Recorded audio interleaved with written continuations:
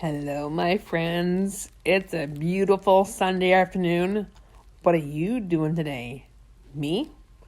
I'm going to head to my kitchen and I'm going to show you a couple of super easy and fun recipes. The first one I want to share with you is how to make meatballs in your Instant Pot.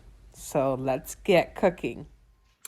So I know you all know how to make meatballs. It's the very basic ingredients: meat, spices, eggs, breadcrumb.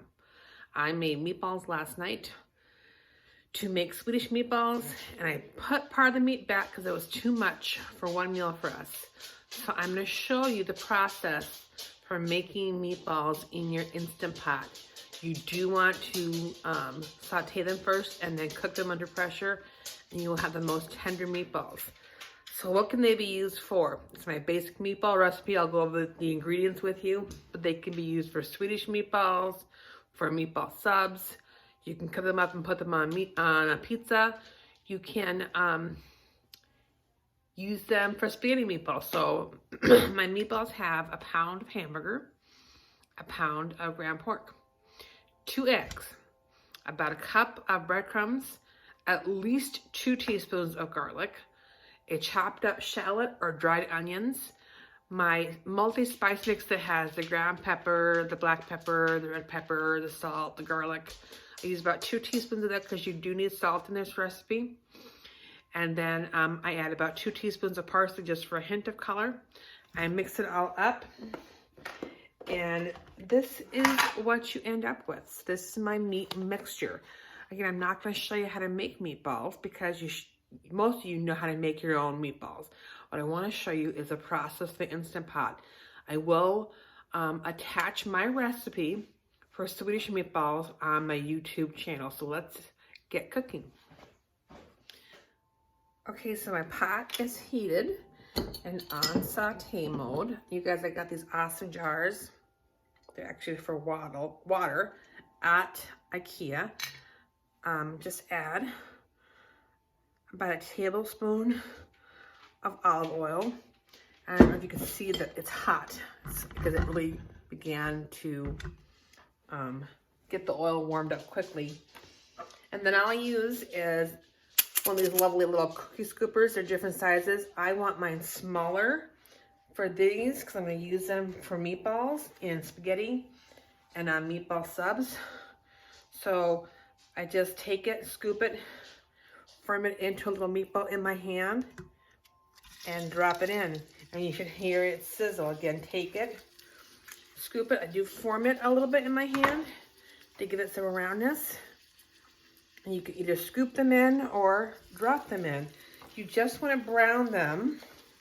This is not to cook them because you're going to cook them in some stock. So again, drop them in.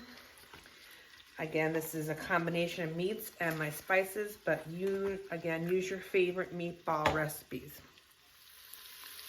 Okay, I'm almost done with getting the meatballs shaped.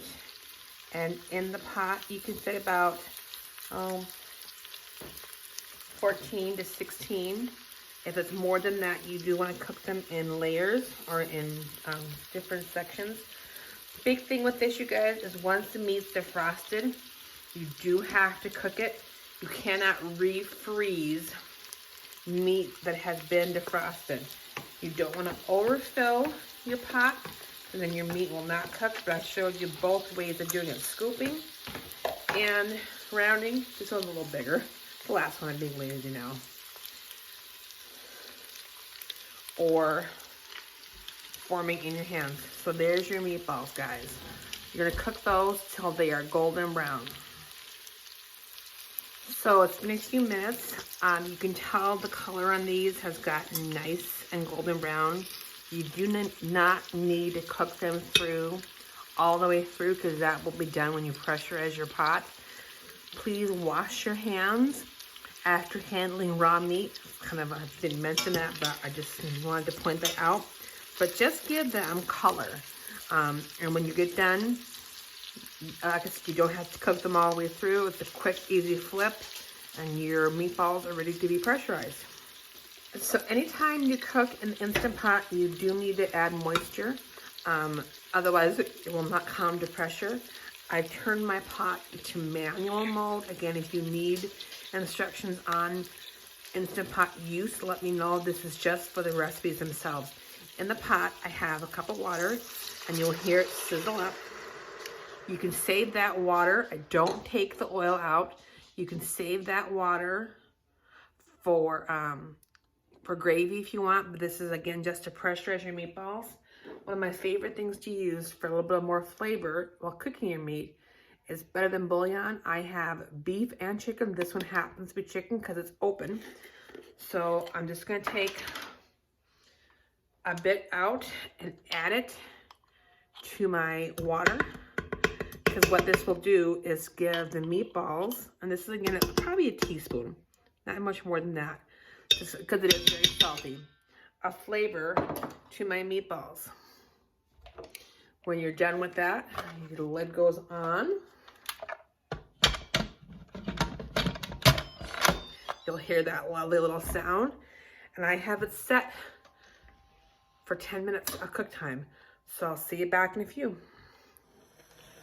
So a couple things I would like to mention when I am talking about the Instant Pot is make sure that your lid is set to sealing and not venting when you turn it on. And just so you know, mine does steam and hiss when it's first building up pressure, and that's not uncommon. So while that valve is coming up and building pressure, it will hiss and steam. And when it gets done building pressure, the timer will go on. So here's what I'm talking about. I have it set, my timer just went on. The hissing is done. The valve is up, and in 10 minutes it will go off that the timer is all set. The timer went off, meatballs are done cooking. I'm going to release the pressure. And again, please be careful, that steam is super hot and you do not want to burn yourself. Unlike other meats that are more muscly, that need a natural release to reabsorb the juices into the meat, you do not need to do a natural release with meatballs. So the pressure is released. The pin has dropped. Again, remember, this is hot, so please be careful when you lift the lid off. And there are your done, ooh, nice and steamy meatballs. Let me take them out and show you. So there's the meatballs. Again, this was out of the same batch of meatballs I made last night. I just chose to make smaller ones today. And my rule is, if I won't taste it and show you, I shouldn't serve it. So let me show you how tender these are. They are just falling apart. They are done all the way through. And look at that yummy deliciousness that are going to taste. Oh, you guys, these are so good. They're fork tender, delicious. They're lots of flavor. They are warm, so be careful. But super easy. So when you're done with these, all you need to do is let them cool and then bag them up or put them in a container, and you can freeze them for future use. So I'm going to post my recipe.